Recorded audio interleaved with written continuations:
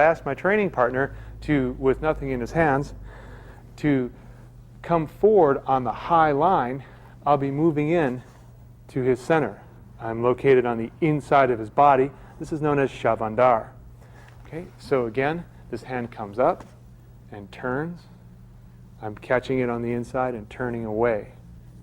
Okay, if he was to have a training tool in his hand and I'm working with a training karambit, the same thing. I check that second hand with the karambit as I protect. This is shavandar.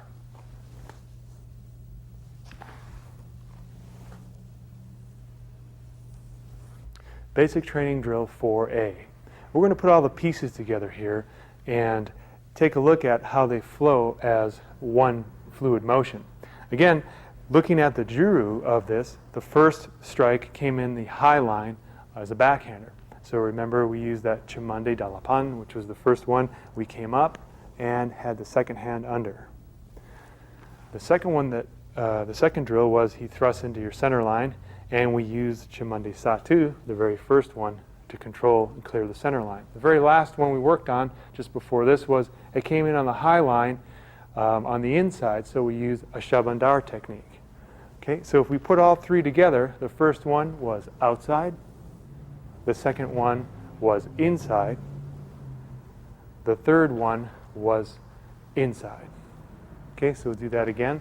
The first one again on the high line, outside, on the low line, outside, and the final one on the high line, inside. Working with our training partner now in bua form with empty hand is, starting from the high line slash, he comes in, you're doing that same motion. He pulls back to center on the center line, come up, and he pulls back on the high line and come back. And we just repeat this motion over and over again. High line, middle line, high line on the inside, high line on the outside, middle line, and high line on the inside.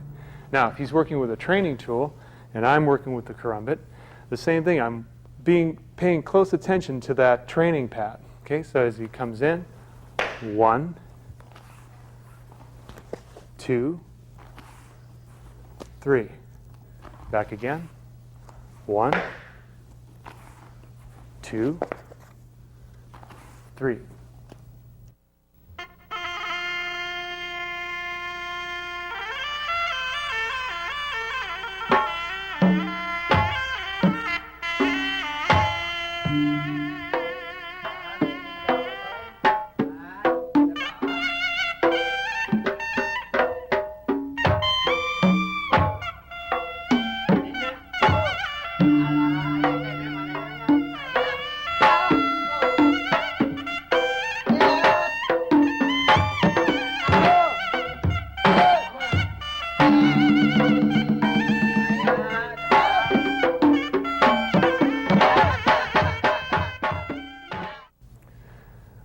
One small piece I'd like to add to the previous drill, we'll call this basic training drill 4B, is that if you're working with your training partner and he's moving towards you on the high line, your hand comes up, work now towards bringing the hand down.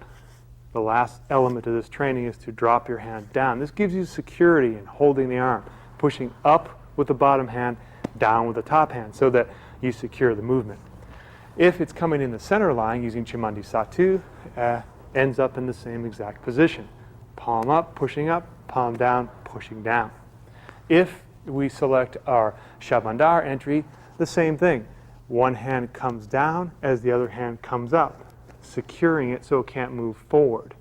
Okay? Once again, from the bua on the high line, you come in, turn the palm down for security as you secure the elbow and the wrist.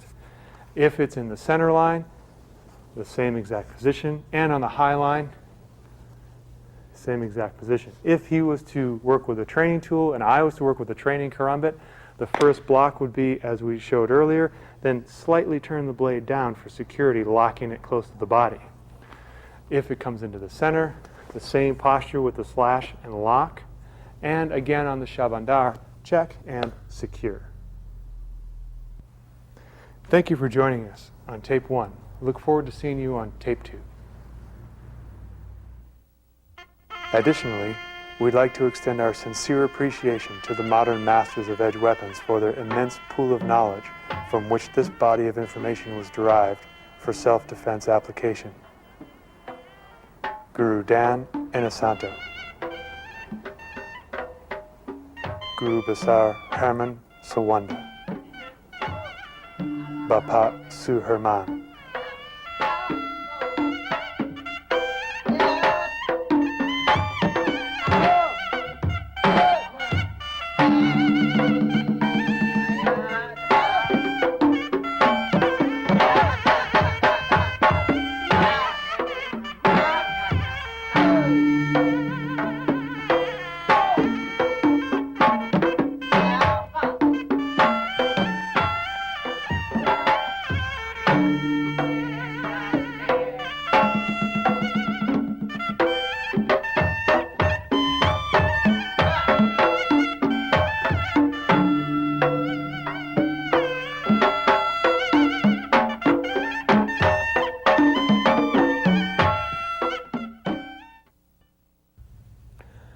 Welcome to Part 2.